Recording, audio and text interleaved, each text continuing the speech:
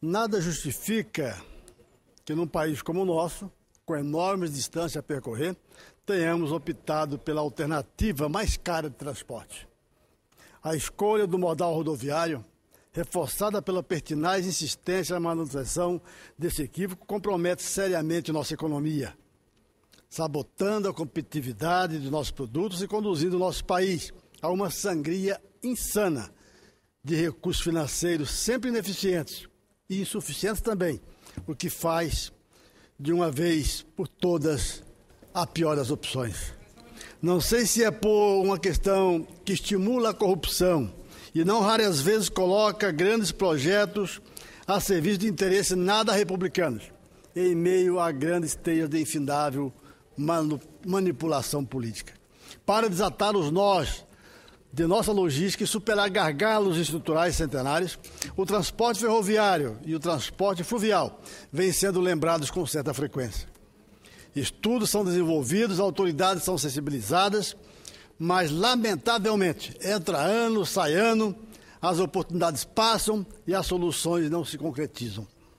No que se refere ao aproveitamento de nosso potencial hidroviário, vivemos há muito tempo a incongruência de não utilizarmos sequer 1/4 dos nossos recursos navegáveis, espalhados por mais de 63 mil quilômetros de rios, lagoas, represas e canais de invejável exuberância com que a mãe natureza generosamente nos aquinhoou. De costa para o meio de transporte mais barato que existe e cujo uso amplamente possibilitou a expansão de fronteiras no passado, o Brasil hoje escoa apenas o irrisório volume de 7% da sua produção por meio de hidrovias. Segundo a Confederação Nacional dos Transportes, pelo menos a metade dos produtos brasileiros poderiam circular pelos rios. Lucraríamos mais e poluiríamos menos.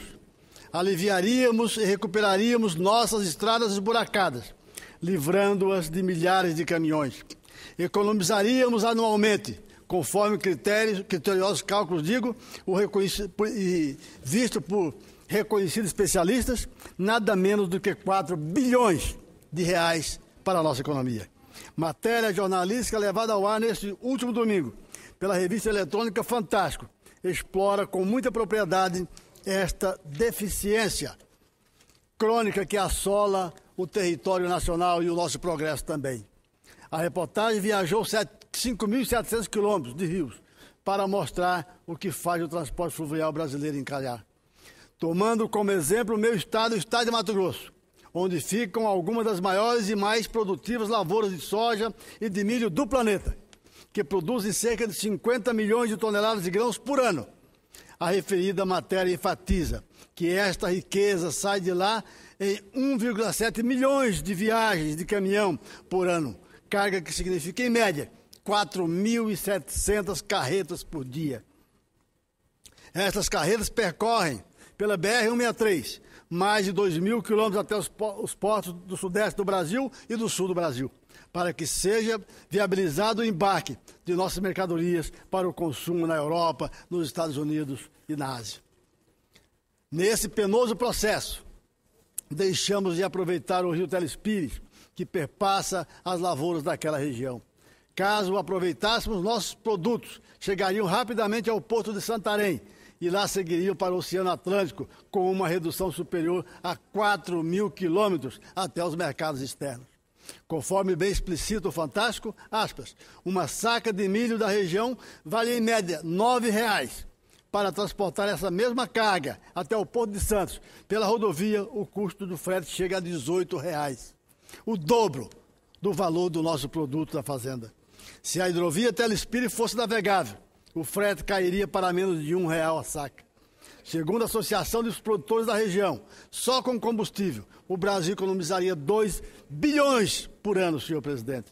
Os reservatórios de 5 hidroelétricas de médio porte já em construção vão tornar o Telespires largo e profundo, o suficiente para a navegação ao longo de 850 quilômetros até o rio Tapajós. Só que faltou planejar a construção de eclusas. Sem elas, as represas se tornariam gigantescas para paredões intransponíveis. Uma falha dessas no projeto original não somente impede a navegação, mas principalmente encarece a obra quando se decide fazê-la depois. Foi o que aconteceu também com a obra da hidroelétrica de Tucuruí, no Pará, e em outros grandes projetos também semelhantes. É um crime para este Brasil nós construirmos grandes barreiras, grandes barragens, digo, e não fazer as devidas reclusas. Atrapalha o meio ambiente, atrapalha o transporte, deixa de utilizar esses rios que, na verdade, são verdadeiras estradas que estão ali para ser utilizadas com custo baixíssimo. E nós não fazemos isso. E esse erro vem já mais de séculos. E a gente reclamando sempre, falando sempre, mas nada do que poderia acontecer, acontece. As estradas, o sistema viário é o mais caro do mundo. E principalmente para grandes distâncias. É uma incongruência, é uma incoerência, é uma irresponsabilidade até desenvolver um país como o nosso de dimensões continentais através do modal rodoviário. Precisamos urgentemente, neste Congresso Nacional, deixar normativas no sentido de que se proíbe construir barragens e rios, se não fizer as devidas reclusas, para que se possa utilizar também como meio de navegação. É necessário começar a pensar no Brasil grande, no Brasil de amanhã, no Brasil do futuro, no Brasil em que possa ser os custos serem menores para a economia nacional, no Brasil em que possa utilizar melhor os nossos recursos. Não aguentamos mais a carga de impostos nesse país e, no entanto, jogamos recursos fora por não saber utilizar o nosso potencial hidráulico e hídrico desse país. Há 200 anos atrás, as grandes cidades desse país e do mundo quase todo eram construídas à beira-rio. Por quê? Porque ali utilizava-se aquele meio para fazer a navegação, transportar grandes pesos, grandes cargas. A China e outros países já fazem isso há milhares de anos, fazendo inclusive grandes reclusas, fazendo outro tipo de uso. E, no entanto, aqui nós temos tudo. Mas, lastimavelmente, não temos condições de utilizar, porque não tivemos a cabeça de pensar que é muito mais fácil fazer o recluso agora, enquanto está construindo a represa, do que fazê-la depois para aproveitar o rio.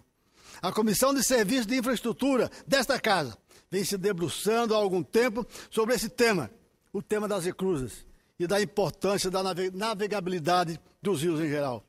O saudoso senador e ex-ministro Eliseu Rezende, com quem eu tive a oportunidade de conviver nos últimos anos da sua vida, pois eu era assessor do DENIT naquela época e ele lá chegava para fazer o plano viário deste país e conversamos muito sobre isso.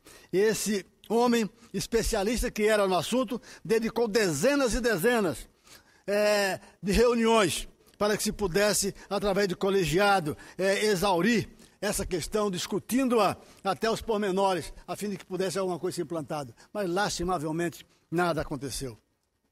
Também o seu atual presidente, meu companheiro de partido, ilustre e competente, senador e presidente da República, Fernando Collor de Mello, há muito demonstra sua preocupação a esse respeito. Hoje mesmo, pela parte da manhã, por ocasião do 6º ciclo de debates acerca do gerenciamento e utilização da água, a questão veio novamente à baila, especialmente na abertura dos trabalhos, quando a gestão dos recursos hídricos foi comentada por Sua Excelência ao citar dados levantados pelo trabalho da empresa de consultoria macrologística, apresentados por seu presidente, o senhor Renato Pavan, também ouvido pela reportagem, a qual me referi há pouco tempo, para quem a solução é bem simples, posto que bastaria investir uma pequena parte do orçamento do Ministério de Transportes nos rios do Brasil. Dizia ele, quem tem 193 bilhões de reais para fazer rodovia e ferrovia, gasta 10 bilhões ou 20 bilhões para fazer todas as hidrovias do país.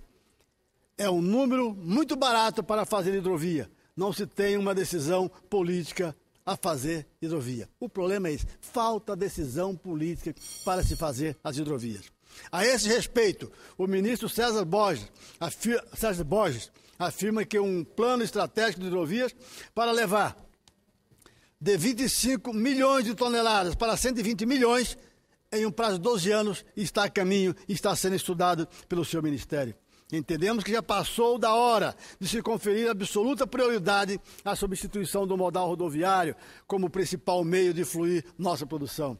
Estamos convencidos, senhor presidente, de que as hidrovias podem ser, para nós, fator irrenunciável ao desastre do nó logístico e à definitiva escolha de novas e acertadas rotas rumo ao pleno desenvolvimento do nosso país. Na palestra em que tivemos hoje, na comissão em que foi presidida também pelo senador Collor de Mello, ali nós tivemos uma triste notícia de o palestrante falar que a nossa reserva de água é no Brasil.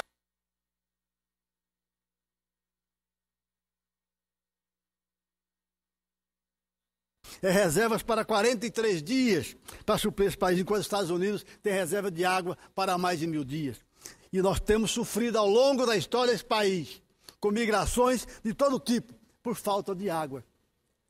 Os estados do norte praticamente foram colonizados ou foram desbravados por nordestinos, que assolados pela seca, corridos pela seca, espantados pela seca, foram para os estados da região norte porque lá não tinham condições de viver.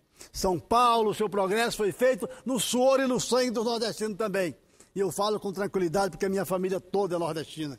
E, no entanto, ao longo dessa história toda, de Dom Pedro para cá, todo mundo fala de seca, todo mundo fala de falta de água, mas, na verdade, as soluções não são tomadas. Nem para reservatórios maiores, nem para a distribuição de água, nem para ter a reserva estratégica para o país e nem também para utilizar aquilo que nós temos mais barato, que são as hidrovias, para o nosso transporte. Senhor presidente, é lamentável que isso aconteça. Nós esperamos que este Congresso, como é a casa que representa o Pacto Federativo, consiga, através dos senhores senadores, fazer com que a voz da nação seja ouvida através de que novas medidas sejam tomadas para resolvermos os problemas deste país. Portanto, quero aqui deixar a minha indignação com relação a essa falta de medida para esse setor. E na certeza de que poderemos todos nós saber utilizar melhor os recursos que o Supremo Arquiteto do Universo colocou em nossas mãos para que pudéssemos utilizá-los e que nós não estamos sabendo fazer. Portanto, fico imensamente grato por essa oportunidade de aqui falar, de trazer à nação brasileira o nosso reclamo sobre aquilo que nós achamos que é de melhor para o país e que a nação toda, as ruas, clamam e falam de que é melhor para o país. Senhor presidente, muito obrigado pela oportunidade e deixo aqui a nossa fala a